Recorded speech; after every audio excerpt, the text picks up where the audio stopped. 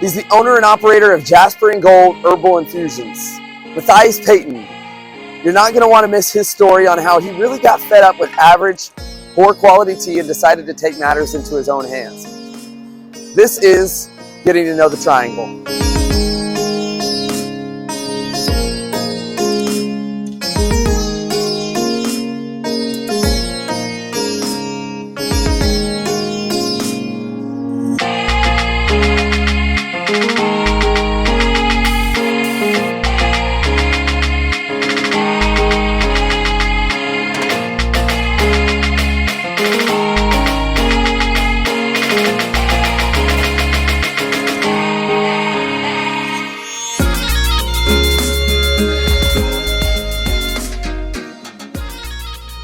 How's it going, everybody? Welcome to Getting to Know the Triangle, yet another episode. I'm here with Matthias Payton. Hey, everybody. Owner and operator at Jasper and Gold Herbal Infusion. Matthias, thanks for being on the show. For sure. I'm so excited to hear your story. Wonderful time. Yeah. Thank you for having me, Joey. Of course. Well, Matthias, tell everybody a little bit about who you are, kind of where you came, grew up, how long you've been here in Durham. And then I'd love to hear what your favorite restaurant in the Triangle is. Yeah, for sure. So, again, everybody, my name is Matthias, and I've pretty much been in Durham since 2004. Okay. Yeah, 2004. And maybe three. I don't know. So. One of those years. But my family moved from Rocky Mount, Burlington to here. We moved from Rocky Mount to Burlington to Durham when I was about 11 years old. Okay. And I went to middle school here, high school, a little bit of elementary, college, the whole thing. Yeah.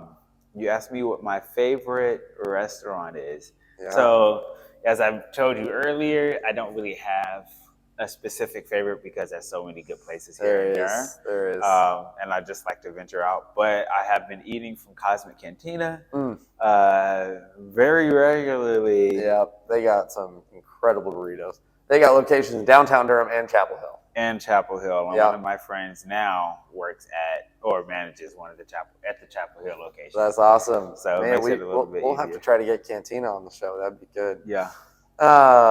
Cosmic Cantina. That's funny. That's awesome. Matthias, thanks so much for introducing yourself. Tell us a little bit about Jasper and Gold. What is Jasper and Gold? How'd the passion kind of get started? How'd that startup go? Yeah, so Jasper and Gold is specifically an herbal infusion company. And what that means is I take medicinal herbs and culinary ingredients and I combine them with I take medicinal herbs and tea and combine them with culinary ingredients so people get a more flavorful approach to a healthy product in hopes that they will drink it more often, thus forming this healthier lifestyle that I am trying to share with the world. That's cool. So more of a holistic approach to tea. It's not just tea. Mm-hmm. It's culinary ingredients and tea combined. Yep. That's awesome. Yeah, because if you have like healthy teas, right? But if it doesn't taste good, you drink it once a year and it doesn't do anything for you. So exactly. So it has to taste good. You have to love it, right, in order to want to drink it all the time. Yeah, so, and you want it to be functional. You want it to be fun, have a purpose. To have all of that. So. And it's good stuff. I mean, I'll tell you, it tastes good. I'm sipping on Camo mate. Can't ever get that one right. Camo mate. It is good, y'all. It is smooth. Really smooth. Goodness. All right. So tell us a little bit about Herbal Infusions. How did it get going? What was your passion? Kind of how did that get started, and what was that transition into making it official? For sure. So it started because several years back, I've always been especially after high school, I've always been into like more holistic and more natural and more organic foods and things like that. So I was looking and seeking for more food choices and beverages that had like what I was looking for. And my best friend told me I should drink more tea if I wanted to go the like natural organic route. And this was we went to a really nice tea spot in New Jersey. So come back here to Durham, North Carolina, and I was looking for a spot and there wasn't any. And this was in about 2016. before some of the local tea shops that we have now. And I was here looking for like tea and all of the good stuff, but couldn't find it. So I decided to go to coffee shops. And most of the coffee shops that I found, they just grab tea from like that you can get in the grocery store or on Amazon or something of that nature. And yeah, and it didn't have the taste that I was looking for, or it just didn't have what I was looking for at all. So I just went home and decided to create my own blends. And from there, after allowing friends and family and loved ones, business owners, whoever, try my product, they said I should turn it into a business. And after some years, I decided to do that. A little bit during that time, though, people asked me to create them things for like ailments and create them things for like their stomach or whatever problem they were having, which I didn't know at the time, like, oh, what herbs do what. So I just kind of did the research. I just looked up what herbs help with your head, for example. And I got a list of herbs and I decided to put it together. And that's how it kind of turned into me trying to create a flavorful remedy for whatever they were looking for. After some time, after some years of doing that, it took years of research, I finally decided to launch this as a business to see if this would be well received by the community. And so that was in about 2019. That was in 2019, yeah. And it was. So, and I did a pop-up during the time. I did my first pop-up in 2019. A really kind lady helped me out with that. And after that, finding out that it was well received, I decided to lock in the LLC. And from there, I got into about 15 wholesale accounts.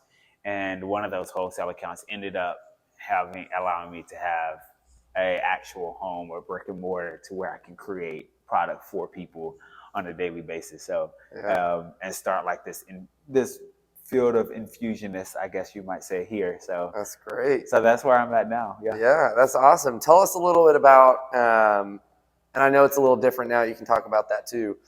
How are you actually sourcing and kind of creating the herbs and the leaves to mix, that you're making your tea with? Were you buying them? Were you growing them? What did that process look like for you? So I honestly feel like herbs are best grown from where they naturally come from. So I order like maybe black tea from where black tea normally comes from, or chamomile from Africa, or like rooibos from, also Africa, or mate, which is what you're having, from Brazil. So I order all the herbs in bulk. And then their natural kind of and from their like natural grown environment, because that's where they have like some of the best compounds and things that makes it grow the way they should grow. Right. And then I take those herbs and I mix it with other herbs and spices and ingredients and different things like that. And then I normally put them in tea bags for people. Okay. So that's a little bit of the process. That's like the short version of the process. So that's great. Yeah. Now tell us a little bit about, so I know obviously your product now obviously too looks different to what you had at the start. Tell us a little bit about the actual flavors you have and what that process was like, evolving your product to what you kind of have now. So to answer that question, all of these questions has a process. So it really was the desire to create specific flavors for people, like popular flavors. So as mentioned before, tons of people love chocolate, or some popular flavors are vanilla, different things like that, or like a sweet tea or whatever. So knowing, like, for example, chocolate is a popular flavor for people, not personally, for my taste. No, you don't like chocolate? I don't care for chocolate like that. Oh my gosh. Not as much as, I like my black cocoa infusion and a few chocolate candies. I can't get enough chocolate, so. So like chocolate is a really popular flavor. Yes. So I was like, well, I need to have a tea blend of chocolate some sort. Yeah. So just with that, I just decided to create something based off of like my background. So when I was a kid, I drank like hot chocolate or chocolate milk. I would combine it with like peppermint candy, for example, or like nutmeg or cloves or different things like that. And I decided to put that all in the tea that I have. Okay. That's creating black cocoa, which is a blend of hot cocoa and an English breakfast, which is a black tea. Yeah. That's making, black cocoa all together. So that also has like peppermint and cloves and nutmeg and some of the things from my childhood in there. But along with that, I really started at home with a pot of hot water, and I just dumped herbs into it and mixed it together to see, what I would do or how it would be up until now. So I don't really have culinary experience, or I don't have a strong background. I didn't have a strong background. Some unofficial background. Yeah, I had a few unofficial backgrounds, none in tea, but when it comes to spices and herbs, I had, like, me and my big family, we always were interested in like food and cooking and art and whatever type of creative thing it was. Yeah. And for me, it was one of the things was combining herbs and spices. Yeah. So that's kind of where a little bit of that comes from. So some of that earlier childhood passion came from. Okay, that's good to know. So, I mean, this is like you're kind of paving the way here. A lot of other people who are starting up businesses, obviously not all the time, but they kind of have business models to look over similar products, right? I guess there's other tea, but this idea of herbal infusion and you taking the tea together, it's kind of a new thing. So that process of research, you were really learning how this all works and how it can even go together. Kind of the chemistry behind it almost. Yeah.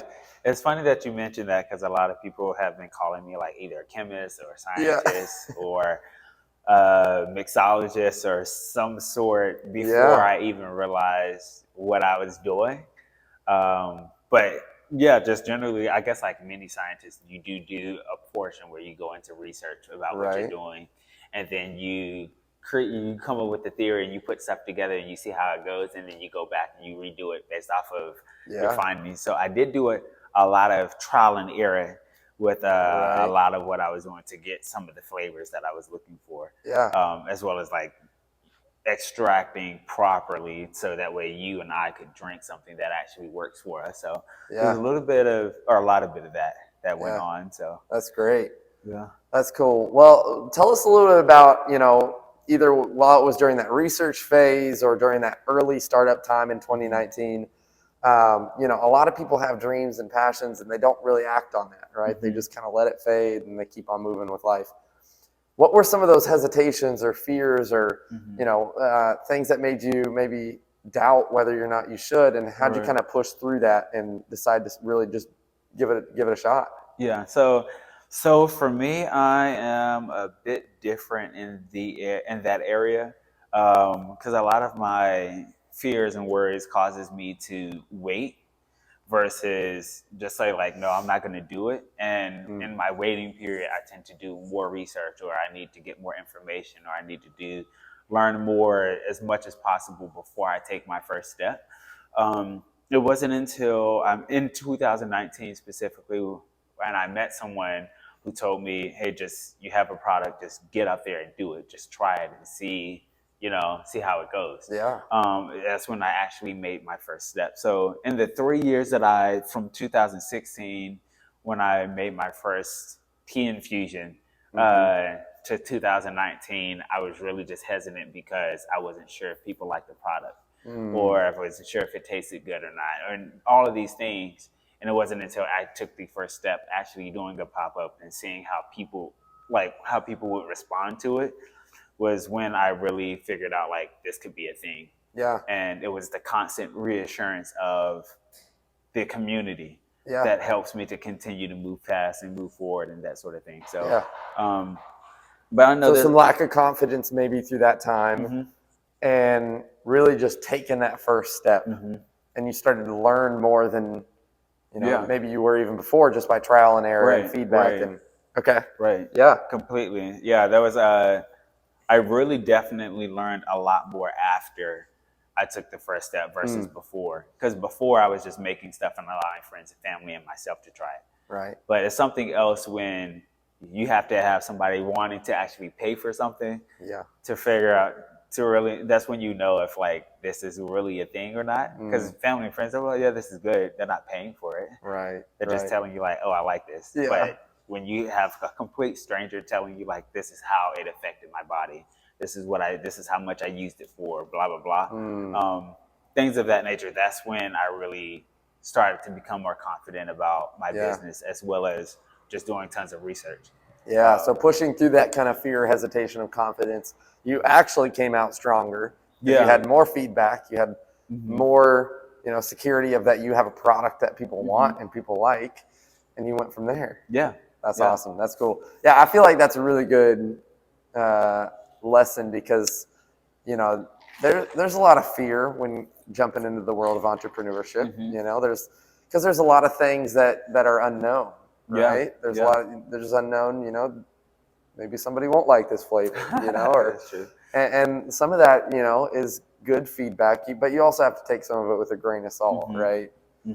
Well, that's good. Thanks for sharing some of that. Sure. Well, before we kind of wrap up here, I'd love to hear a little bit about Jasper and Gold, where the name came from, because it's not Matthias Payton, and it's not anything necessarily about tea. About me, yeah.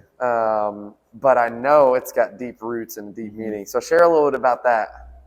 So Jasper and Gold, one, I picked the name originally because I didn't want it to be about tea. Okay. And I didn't want it to be about myself. Right. Because I didn't want people to think tea when they drink it, because it's not tea. And then the name is not about me. So just to give you a little bit of context behind the name, Jasper is a stone that comes in tons of different colors, that is known for having healing properties and repelling negative energy and different things of that sort, as well as is mentioned in the Bible as well, in Revelations. And the portion of it becoming in different colors represents the over 30 different ingredients and still growing that I use in my product, whereas tea is just one plant. I just use all different types of plants from all over the world, and then of course from herbs coming from all over the world, they also represent the culture of the people that, where it's grown from. That's great, yeah. So Jasper represents like uniqueness and variety and individuality. And the gold part comes from honey, as well as like love and connection. So when you add honey to any of my infusion, then you have like a Jasper and Gold infusion, thus creating. So the idea is really just to bring people together or herbs together, and of any form, being who you are, unique, different, and all of that together to serve this purpose of a healthier, more balanced, more better lifestyle. So that's what Jasper and Gold is. Yeah. That is cool, man. What I'm hearing about a lot that you're sharing is there's a lot of thought and genuine meaning behind the things you're doing. You have a genuine passion to, create a product that is holistic to your client, or to your customer. You have a name that's genuinely holistic to not just tea or, or even herbal infusion, but like diversity and including everything that you're using together. Yeah. That's cool. I mean, it's cool to hear your passion. It's cool to hear your story behind what you're doing. And it's obvious that you really love doing it. So that's sweet. Well, it is incredible tea, and it's just different. We were just talking before we started interviewing, and I was saying that I've had tea before, but like this tea just doesn't taste like normal tea. And it's hard to explain. You can't really explain. You guys just got to try it. You really do just have to try it. Well, before we wrap up, the final question, I'd love for you, and we maybe just hit on it a little bit, but offer some advice to maybe someone who's listening who has a passion or a dream similar to you did in 2016, and but they're kind of hesitant to really take that first step and get started. What would you kind of tell them? So I would tell them the advice that the guy told me, which was to just get started and take the first step.